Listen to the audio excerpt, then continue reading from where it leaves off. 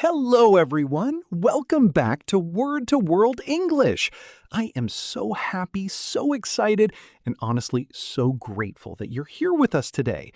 Whether you've been with us for a long time or this is your very first episode, welcome. You are in the right place. Hey everyone, what is going on? Smith here, and I've got to say, today's topic is one that I personally struggled with for a long time. So this episode is a little bit personal for me. Oh, really? Tell us more. Okay, so I remember sitting in an English class years ago, and the teacher wrote 4 words on the board: could, would, should, might. And I thought, okay, these are all small words. How hard can they be? And then she explained them, and my brain just froze. Ha! I completely understand that feeling.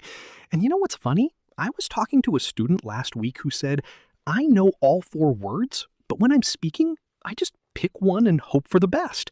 And honestly, that's more common than you think. So today, we are fixing that. Today on Word to World English, we are talking about 4 of the most useful and most confusing words in English: could, would, should, and might. And by the end of this episode, you won't be guessing anymore. You'll know exactly when to use each one, why each one feels different, and how to use them naturally in real conversations, at work, with friends, in messages, everywhere. Here's our first question for you, and we really want you to answer this in the comments right now. Which one of these 4 words confuses you the most? Could, would, should, or might? Drop it below. We read every single comment on Word to World English. And while you're down there, please hit subscribe. It takes 1 second and it means the world to us. Hit subscribe, hit the bell, and let's get into one of the best episodes we've ever done. All right, let's start from the very beginning, because the beginning is always the best place to start. Okay, let's start with could. And I want to start here because could is actually the one that does the most jobs. It's like that colleague at work who's always doing 3 things at once. Very busy word. I love that description. So, what are the jobs that could does? Great question. Could has 3 main uses. First, it talks about past ability, something you were able to do before. Second, it talks about possibility, something that might happen or might be true. And third, it's used for polite requests, asking for something in a gentle, respectful way. The basic structure is simple: subject plus could plus base verb. I could swim when I was 5. It could rain tomorrow. Could you help me, please? Let me give you some solid examples for each one. For past ability, when I was young, I could run very fast. Or she could speak French before she moved away. For possibility, it could be true. There could be a problem with the plan. And for polite requests, could you pass me that book? Could I sit here, please? Could we reschedule our meeting? And you know, this is the one I use every single day. I'm always saying things like, could you send me that file at work? Or could we talk later to a friend? It's everywhere. The moment you start noticing could, you'll hear it constantly. Now, here's an interesting thing about could. It's actually the past tense of can. But, and this is important, we don't always use it for the past. We use it for the present and future too, especially when we want to sound polite or uncertain. So, can you help me is direct. Could you help me is softer, more polite. And the negative is simple: couldn't or could not. I couldn't understand the instructions. She couldn't come to the party. It couldn't be that expensive. Let me check. Easy, right? Listeners, here's a quick practice for you. Say these sentences out loud right now. I could do better. Could you explain that again? It could be a great opportunity. Just say them. Feel how natural they sound in your mouth. And here's a little challenge. Think of one thing you could do as a child that maybe you can't do as well now. Maybe you could do cartwheels. Maybe you could eat 10 pieces of pizza without feeling sick. Write it in the comments. We would love to read your answers. So, quick summary of could: past ability, present possibility, and polite requests. One small word, 3 big jobs.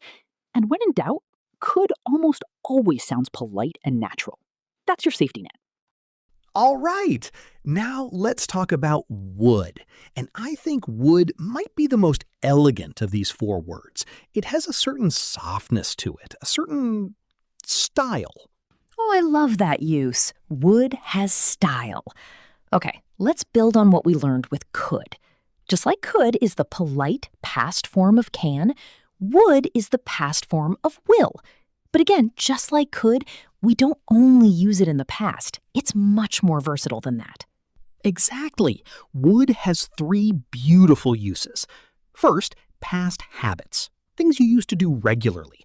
When I was a student, I would wake up at 6 every morning. Second, hypothetical or imaginary situations, things that aren't real right now, but you're imagining. If I had more time, I would travel the world.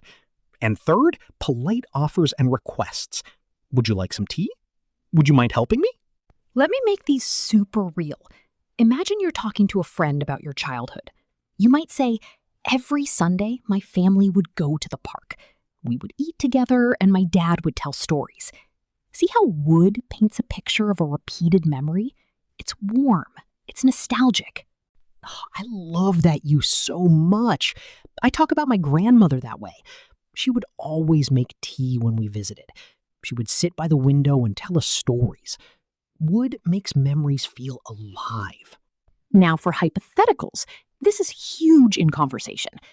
What would you do if you won the lottery? I would buy a house. If I could live anywhere, I would choose Japan.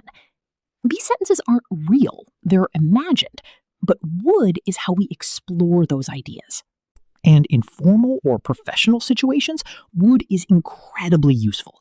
Instead of, I want this done by Friday, which can sound a little harsh, you say, I would appreciate it if this could be done by Friday. Much more professional, much warmer. Compare formal and informal really quickly. Informal. Do you want coffee?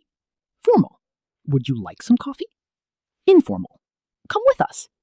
Formal. We would love it if you could join us. The meaning is the same. The tone is completely different.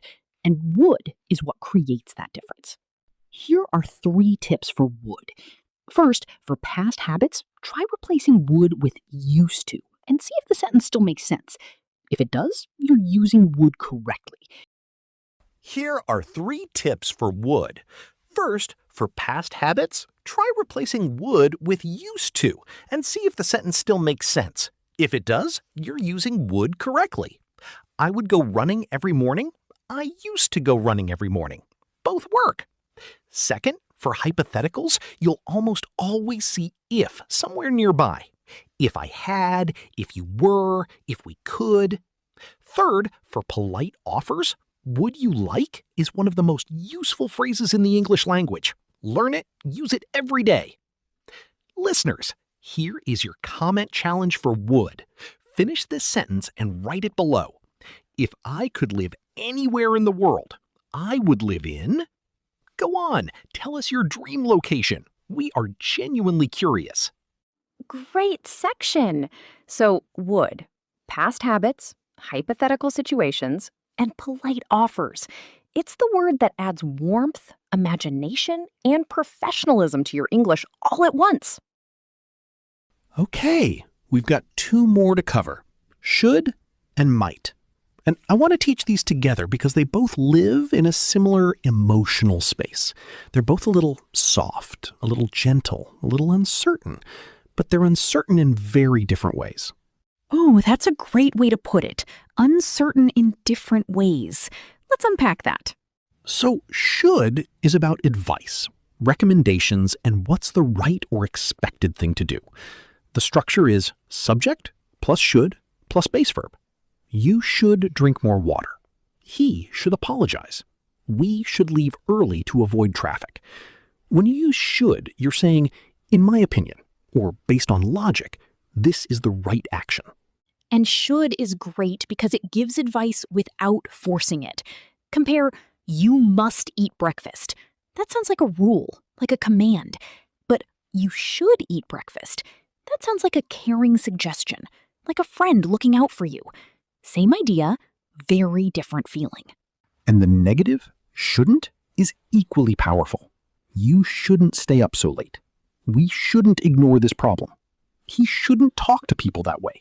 Shouldn't is a gentle but clear way to say, this behavior isn't a good idea. Now let's talk about might. Might is all about gentle possibility. Something that maybe, possibly, could happen, but you're not sure. The structure is subject plus might plus base verb. It might rain this afternoon. She might call you later. I might join the meeting, but I'm not sure yet. It's a small difference, but native speakers feel it. Let me show you how both should and might work in a real conversation. Imagine two friends planning a weekend trip. Should we leave on Friday evening or Saturday morning?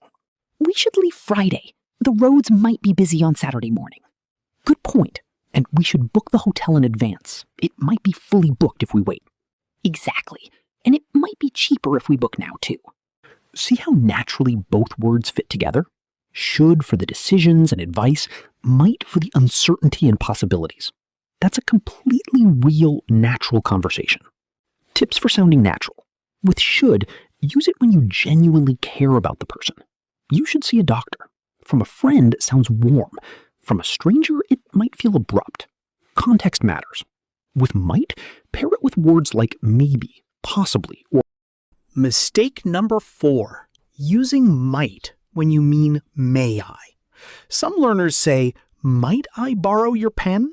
And while this is technically correct, it sounds extremely formal, almost old-fashioned. In modern English, especially in conversation, we say, could I borrow your pen? Or can I borrow your pen? Might I is so rare today that it might actually confuse people. Use could for polite requests instead. Practice round. I'll say the wrong sentence, you fix it. Ready? I could to help you tomorrow. Correct version? I could help you tomorrow. No to. You should to rest. Correct? You should rest. The museum would open at 9 every day. Correct? The museum opens at 9 every day. Facts don't need would.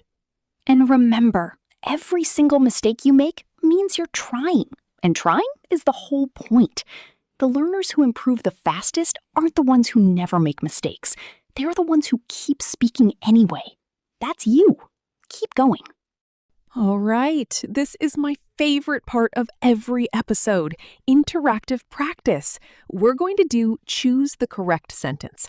I'll give you 2 options, and you say the correct one out loud. Actually say it. Don't just think it. Your voice needs the practice as much as your brain does. And after you choose, we'll tell you why. Because knowing the right answer is good, but understanding why it's right, that's what makes it stick forever. Situation 1. You want to ask your boss a question politely. Option A, can I ask you something? Option B, could I ask you something? Both are correct, but option B is more polite and professional. In a workplace setting, could shows more respect. Use it in formal situations. Situation 2. You're giving a friend advice about their health. Option A, you should see a doctor about that. Option B, you might see a doctor about that. Option A is the clear winner here. Should is for advice. Might is for possibility. It makes it sound uncertain, like you're not sure they need a doctor, but you are sure. So use should. Situation 3. You're imagining a dream life. Option A. If I had more money, I would travel every month. Option B. If I had more money, I will travel every month. Option A. When you use if for something imaginary or hypothetical, something that isn't real right now, you use would, not will. Will is for things you plan to actually do. Would is for imagination. Situation 4. The weather is uncertain. Option A, it might snow tomorrow. Option B, it should snow tomorrow. Option A, might is for gentle uncertainty about what could happen. Should would mean you expect it to snow, like there's a good reason it will. For weather uncertainty, might is the natural choice. Situation 5. You want to talk about a habit from your past. Option A. Every summer, we would visit my grandparents. Option B. every summer we could visit my grandparents. Option A, would for past repeated habits. Could suggests ability, like maybe you were allowed to visit, which changes the meaning completely. Now here's your final challenge for today. Don't just use our sentences. Create your own. Take one of these 4 words, could, would, should, or might, and write a sentence about something real in your life. Now here's your final challenge for today. Don't just use our sentences. Create your own. Take one of these 4 words, could, would, should, or might, and write a sentence about something real in your life. Your job, your family, your plans, your dreams. Write it in the comments on Word to World English. We will see it. We will celebrate it. Your sentence doesn't have to be perfect. It just has to be yours. Real English made from real life. That's the English that lasts. And honestly, if you're speaking these out loud right now, in your room, at your desk, on your commute, you're already doing more than most learners. Real conversation beats perfect grammar every single time. Wow, what an episode! I genuinely feel so good about this one. We covered 4 words today. 4 small words that are going to make your English sound so much more natural, so much more confident, and so much more human. Let's do a quick recap of everything we learned. Word 1, could. Use it for past ability, present possibility, and polite requests. I could swim as a child. It could be true. Could you help me? Word 2, would. Use it for past habits, hypothetical situations, and polite offers. We would visit every Sunday. I would move abroad if I could. Would you like some help? Word 3, should. Use it for advice, recommendations, and what's the right or expected thing to do. You should take a break. We should plan ahead. He shouldn't say things like that. Word 4, might. Use it for gentle, uncertain possibility. It might be too late. She might call. I might join you. I'm not sure yet. And the beautiful thing about all 4 of these words, they make you sound thoughtful. They make you sound considerate. They show that you're not just speaking, you're communicating. You're thinking about the other person. And that's what real English is. Here's our reflective question for today. And please write this in the comments because we genuinely love reading your answers. Think about your day tomorrow. What should you do? What might happen? What would you do if you had a completely free day? And what could you do to make tomorrow a little better? Answer in your own words in English in the comments below. It's practice, and it's a little bit of self-reflection too. If today's episode helped you, and we really hope it did, please like this video, share it with a friend who's learning English, leave us a comment, and subscribe to Word to World English. We put so much love into every episode we make for you, and every subscribe, every like, every comment tells us to keep going. You showed up today. You listened. You practiced. That took real effort, and we want you to know we see that. Learning English as a second language takes courage, patience, and consistency, and you're doing all 3. We're proud of you. Keep speaking, keep trying, and keep coming back to Word to World English. Thank you so much for being here today. Until next time, keep your English growing, keep your confidence rising, and we'll see you next time.